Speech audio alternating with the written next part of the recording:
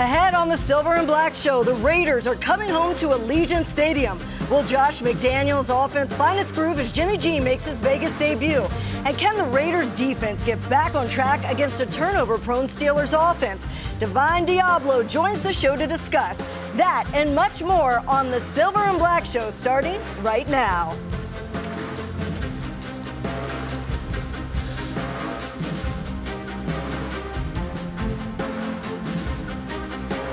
Hey, look who it is. Hall of Famer Howie Long and former Raider Bruce Gradkowski both are stopping by. Get you guys ready for a little Sunday night football. Welcome into the Silver Black Show, everybody. I'm Theoharis. The Raiders are coming home to Vegas 1-1 and are atop the AFC West despite a lopsided loss to the Bills in Week 2. That's not bad, considering only two teams in a crowded AFC are 2-0. And historically, 42% of teams who start the season 1-1 make the playoffs, so we'll take that. Next up, it's the Steelers, a team that hasn't beaten the Raiders on the road since 1995. That was a long time ago. I was in school listening to Too Short's platinum album, Cocktails, that came out that year. You remember that one, Raider Nation? Tupac was on a track. But even before 95, the Steelers and Raiders were age-old rivals, meeting in the playoffs 5 consecutive seasons in the 70s, and again in the 83 AFC Championship game. All were dogfights, and we can expect the same this Sunday, not because these teams are gritty like their predecessors, but because both teams are fighting to establish that kind of identity. Each team has posted one ugly win. Remember, last week we told you those don't exist, and one ugly loss this year. The big question right now is, who are the Raiders? That should become more clear Sunday night at home in the Black Hole, where you know Too Short will be playing. And I'm sure Hall of Famer Howie Long is a huge Too Short fan. That's his kind of jam right there. Welcome in to the Silver and Black Show. So good to have you on, Howie. It's the first song that plays in my truck when I get in it. I imagine so, every single day. Howie, I just mentioned identity, and this defense is clearly still looking for one. We saw the second half against the Broncos where they hold the Denver Broncos to 3 points. Then we saw last week where they turn around and give up 31 points to the Bills. How can Patrick Graham's unit be more consistent? Well, I'm kind of partial to starting up front. It was no secret that Buffalo was looking to attack the back end of the defense and scored on 7 straight drives. You ran into a buzzsaw last week. Josh Allen is, when Josh Allen's on and feeling it, he's as good as it gets in the NFL. He's big, he's strong, big arm, pulls the ball down and runs. He's tough to deal with. And I would say, it's going to be interesting to see how the young guys come along. Tyree Wilson is a guy that, when you first get into the league, and we played the Steelers, ironically enough, my rookie year on Monday Night Football, the Coliseum in Oakland. And, everything is moving so fast when you're a young player. For him to, get his legs under him and for the game to kind of slow down can only help Max Crosby. And Max gets a lot of attention. The number of bodies that are on Max, I get it. I understand it. And it's got to be frustrating for him. He's fun to watch. But I think it starts up front. One is, stop the run. And I think this week you're probably going to get a heavy dose of it, or Pittsburgh's going to try to be more productive in the run game. That's something they've struggled to do. And I think for the offense to help this defense out, Jimmy can't turn the football over. Jimmy didn't have a long training camp. Find Hunter Renfrow. He's a guy that I think is a great security blanket. He's healthy. He's ready to go. Devontae Adams, I hear there's a good chance he could be ready to go. And also Jacoby Myers. But Max getting someone else to step up front is going to be a big key. And I think what came first, the chicken or the egg, the pass rush or the coverage, I think the pass rush certainly equates to coverage. Well, let's go back to your rookie season. You still had 7.5 sacks in your rookie season, and you're a rotational player in 16 games. What advice do you have for a young pass rusher like Tyree Wilson that can steepen this learning curve? Having somebody in the room like Max Crosby, and you're seeing someone like that every day. There's a guy in every room that kind of is the lead guy. I lived with a guy named Cedric Hardman, who was a great San Francisco 49er player and then came with the Raiders and ended up winning a Super Bowl in 1980-81 with the Raiders. And when you're around players like Ted Hendricks and players like that, and I think for this young player, we're talking about Max. And, Max is a different body type. Max's techniques in terms of pass rush and how Max plays is different than his skill set. But the one thing that he can take from Max is 110% all the time. Max is flying around, whether it's one body, two bodies on him, or maybe at times three. And I know you're moving him around a lot, and that certainly can help, but somebody else needs to step up. But young guys, when it slows down, and listen, there's a number of players around the league that early in their career, people were saying, well, when's he going to come around? Is he a bust? And I think the one thing we lack in today's NFL, because it's kind of an attention deficit mentality, is patience. And the organization has always had that. They certainly had that with me. As you mentioned, I was a third down rotational player my first year, and then started my second. It was a strike year, so it was a shortened season, and I think that gives you somewhat of a break. And year 3, we won the Super Bowl, and that's when you kind of hit your apex. And I think he's a young guy that has a lot of talent, and I think that will show up. Well, I'll tell you one thing this defense would love to get is a touchdown. That would be wonderful. But the Steelers have been doing that with their defense. They are a great scoring defense. But one of the things they're not doing well is stopping the run. If you look at that Monday night game against the Browns, Nick Chubb, before he got hurt, and then Jerome Ford, they connected, on the ground for about 200 yards total. So is this an opportunity for Josh Jacobs to get going against this run defense? Without a doubt. And I love Josh Jacobs, love the way he plays. He needs help. They need to get movement up front, and I think your coach talked about it. When you've got a double team block, you've got to, Josh can't get hit in the backfield.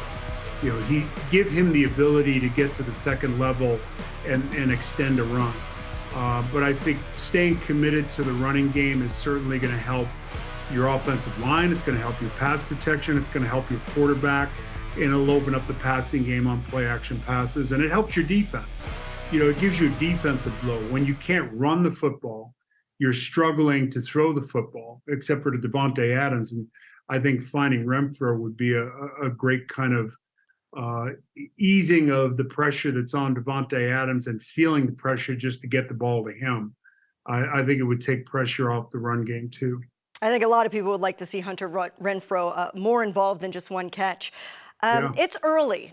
It's very early, but the entire AFC West has not looked good, and that's kind of good for the Raiders. That's why they're at the top of the division right now. What will you need to see against the Steelers on Sunday night that will make you believe this team can stay competitive? Continue to make a Steeler offense that looks like it's been struggling. Kenny Pickett looked great in the preseason. The run game, the passing game, he was near perfect in the preseason. For whatever reason, it's kind of, whether it's Pickett is the lone guy, they've had some injuries at the receiver position. They're not running the balls effectively. They had a couple of runs to start off the second half, and their defense has really bailed them out. I think one is, I think the Steeler defense had like maybe 83 snaps. When you're counting on your defense to be that productive, to outscore not only your opponent, but outscore your offense, that's a lot of pressure on your defense. And I think when you're running the football, the two guys you have to worry about is TJ Watt and Highsmith. They're the two guys. Without Cam Hayward in the lineup, and I've been a big fan of Cam Hayward's for a long time. They've had some young rotational players come in and be productive last week in terms of pass rush and being disruptive, but playing the run on a consistent basis is, not only a physical commitment, it's a mental commitment, and it puts a drain on your two pass rushers if you're not in second and long, you're not in third and long. I think when you're staying ahead of those kind of situations where you're not in that second and long, you're not in that third and long. It helps your offense and run the football. And I take advantage of Cam Hayward not being there. Minkah Fitzpatrick is an all-pro level safety. He's out. Take advantage of maybe that area of the field also. But it all starts with the run game, I think. Let's go back a little bit, because the reason Raider Nation loves you so much is that you were part of that Raiders era that defined who the Raiders would be known as. Tough, gritty, just win, baby, Al Davis. How can this team capture that mentality and that mystique that you guys had? Well, it's, you know, I was fortunate when I got to the Raiders. You know, you didn't have to look far to see greatness. It was Al Davis, it was Ron Wolf, it was Freddie Blitnikoff on the coaching staff, Willie Brown on the coaching staff, it was Art Shell, it was Gene Upshaw, it was, you know, Ted Hendricks. You're surrounded by legends and great players, and this is how you play. This is what it means to be a Raider. I've always said, you know, the game day is kind of like dessert. You know, the work is done Monday, Tuesday, Wednesday, Thursday, Friday, Saturday.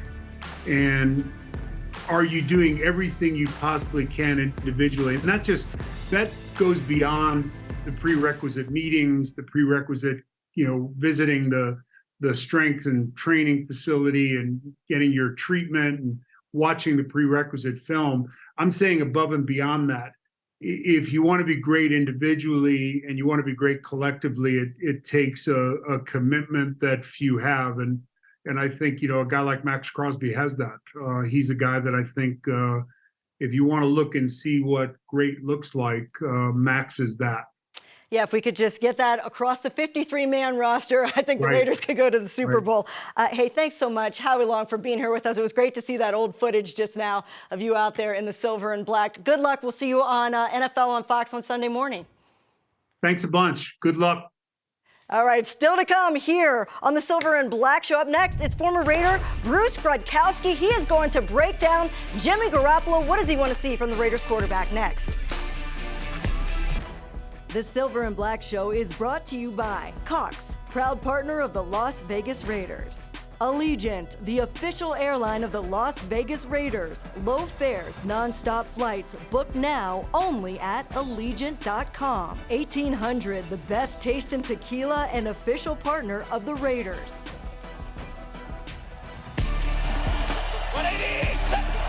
Neal showing blitz. Here he comes. Pressure ball out. Picked up. What? Touchdown Steelers. They got two premier edge players. You know, we've played them, you know, late last year, so we've kind of got a feel for that.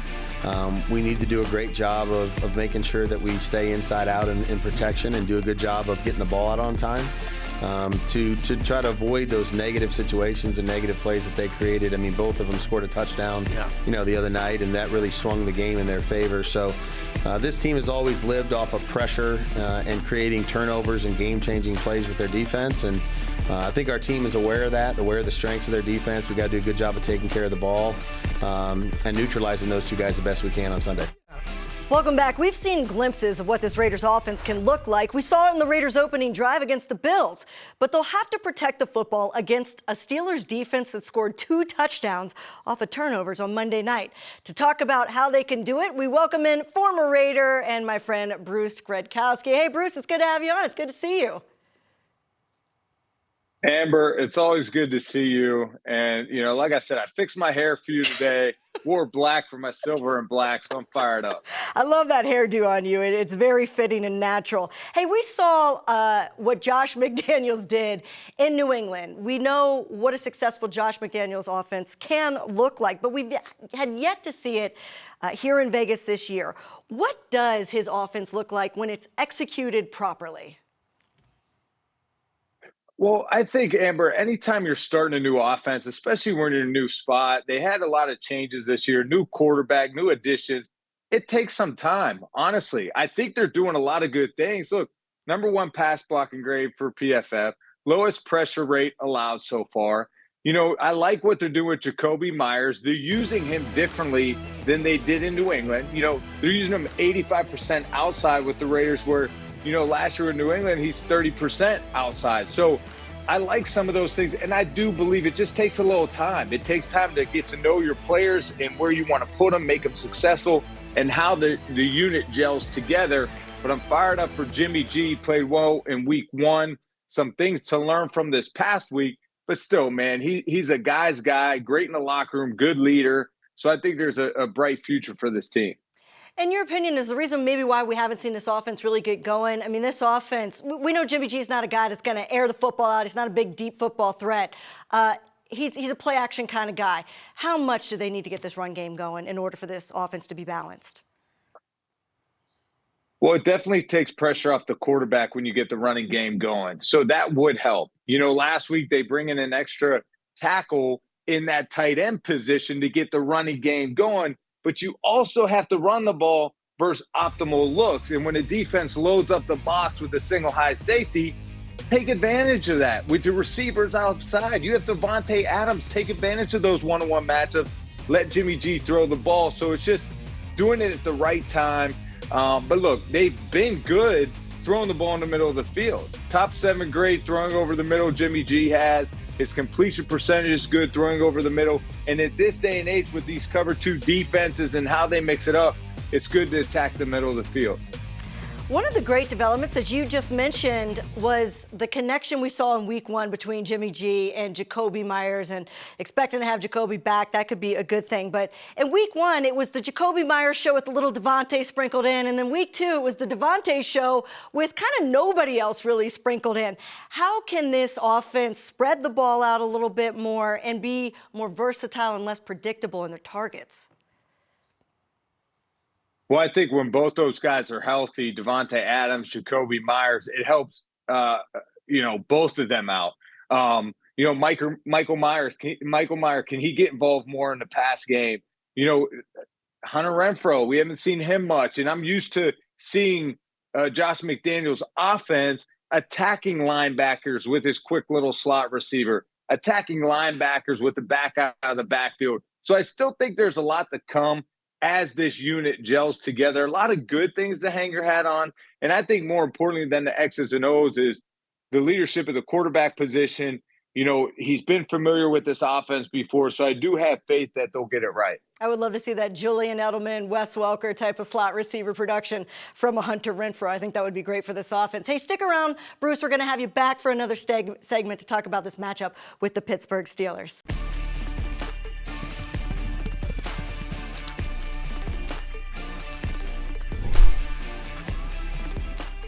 We got to find a delicate balance of working to minimize Jacobs while, not exposing ourselves to the exploits of 17. Josh Jacobs wants to run north and south.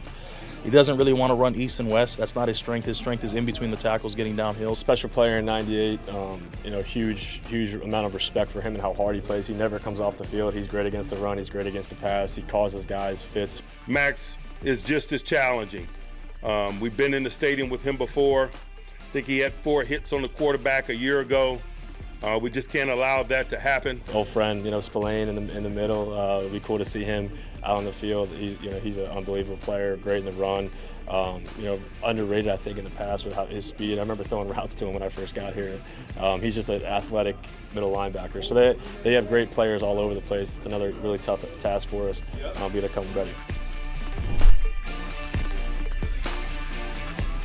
Welcome back to the Silver and Black Show. The Raiders defense has an opportunity this weekend to get right. The Steelers have been turning the ball over. They're averaging just 9.5 points a game. Kenny Pickett has thrown 3 interceptions, and they're not running the ball very well. But it's no secret the Raiders defense needs to play better. Joining us to talk about Sunday's matchup is Raiders linebacker Diablo. And Divine, we're so glad to have you on the Silver and Black Show. You have been a highlight in a defense that has definitely shown some room for growth in the first 2 games. What were you focused on this offseason that has allowed you to take that jump from year 2 to year 3 in your game? Personally for me, I wanted to put on a little weight, so I got bigger. Also, I did a lot of film study so I could know what to expect from offense, so I can play and react fast. we're seeing that out on the field. Now, looking back to the Bills game, I know that you guys are already looking forward to the Steelers, but giving up 38 points to the Bills, not what anyone wanted, but sometimes those kind of games are a wake-up call. What was the tone and the messaging from the coaching staff, from the veterans, all throughout practice this week? Honestly, we just felt like we beat ourselves.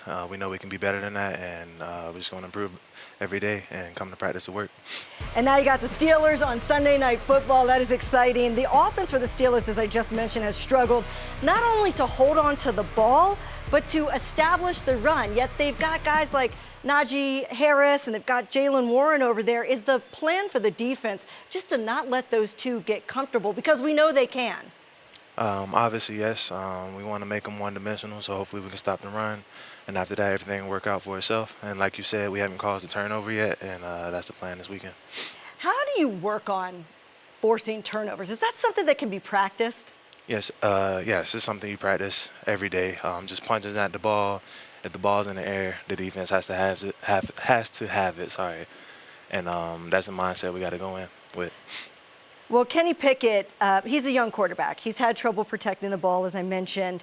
But he hasn't had trouble finding George Pickens, especially against the Browns. George had a big game. What's the key to limiting a dynamic downfield threat like George Pickens? I feel like we got to make sure we know where he's at all times, and hopefully, just take him out of the game as best we can. Looking to some of these veterans, I've mentioned the veterans that have come in, the culture kind of needed a change with this unit. You see guys like Marcus Peters come in and then Robert Spillane at your position. What have you learned from these guys, you being a young player? They're vets. They bring in a lot of knowledge to the game. I see MP helping the corners every day, and then Spill helping the linebackers, especially myself, every day. And that way I can help him by playing faster, and he can help me by telling me what to do. All right, well, we can't wait to see you out there. Sunday Night Football back home at Allegiant Stadium. Continue the great play. Thanks, Divine, for coming on the show. Thank you so much. All right, coming up next, Bruce Gradkowski is back. He's going to give us the keys to victory for the Raiders going up against the Steelers on Sunday Night Football. The Silver and Black Show has been brought to you by Cox, proud partner of the Las Vegas Raiders.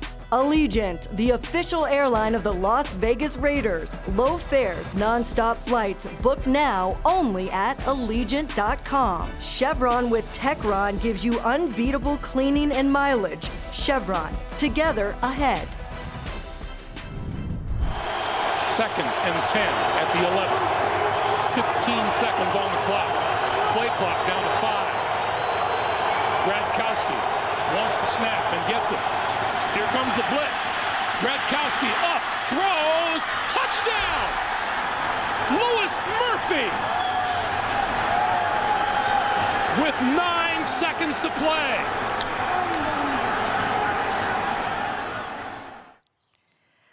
Bruce Gradkowski had some great moments against the Steelers. Back with us now is Bruce, who actually played for both the Steelers and the Raiders at one point in your career. But let's talk about this matchup. These two teams are in very similar positions. Both had one blowout loss and then one win that wasn't pretty, but hey, it is a win. So finish this sentence for me. The Raiders will be 2-1 after Sunday night if they can keep Pickens in front of them defensively and protect Jimmy G. Amber, I was going to go back. We can watch some more clips from the Raiders back in 2009 when I played. I like seeing that. I love seeing the touchdowns. We can watch your touchdowns all day, Bruce. I love that. Hey, but defensively, the Raiders have to limit explosive plays. Don't let Kenny Pickett and that offense get into a rhythm and let Pickens get behind you. Right now, the Raiders give up the 6th most explosive plays for PFF. So that's one thing. And then secondly, Jimmy G, you have to protect him. This defensive front, those edge guys for the Steelers, TJ Watt, they single-handedly won that game for him last week. So don't let those guys win the football game. And I think if you could protect Jimmy G, the Raiders have a good chance to pull this one out. How do you think that matchup is going to look? You got Colton Miller and you got Jermaine Illuminor, and then they're going up against, as you just mentioned, TJ Watt and Alex Highsmith, who was they were wrecking shop against the Browns. I mean, this is what you want as a competitor. You want to go against the best. So they're going to have their hands full this weekend, but that is what you want to. You want to play in big games. You want to play against the best. And this is a chance for them to step up, show why right now they are graded #1 in pass protection at PFF. And if they could keep that going, they'll give the Raiders a good shot this weekend. There's been a lot of focus on the other side, on the Raiders pass rushers. Are we forgetting about the defensive tackles? I feel like not enough people are talking about them. How key will Bilal Nichols and Jerry Tillery be in creating pressure up the middle on Pickett, who's been turning the ball over? That's huge. I mean, as a quarterback, when you get interior pressure, that's hard because it's harder to see downfield. There's pressure in your face. You can't step into throws. So those defensive tackles, don't lose sight of what they're able to do and how much they can disrupt a game plan, and especially in the running game as well. So you get some pressure interior. That makes it tough on a quarterback because those edge rushers come outside. I can step up into that pocket, the integrity of the pocket. But the minute I get interior push, that makes it more difficult for the quarterback. All right, we're going to look for that Sunday night. And, hey, at least you have your hairdo picked out already for Sunday night. You know exactly what you're going to look like for the game. Thanks for coming on the show, Bruce. Always good to see your face. Hey, the only thing I have to do, I might have to trim up the eyebrows a little bit, but hey, other than that, I'm good. Yep, got a groom. Hey, that's fine. All right, Bruce, good to see you. And just a reminder, you guys want to get to Allegiant Stadium. This is the home opener. Get there early, 5:20 kickoff. It is the Raiders and the Steelers Sunday Night Football. Be sure to join us right here after the game for all of your post-game action. It is Raiders game day. I'll see you there, and we'll see you out at the stadium.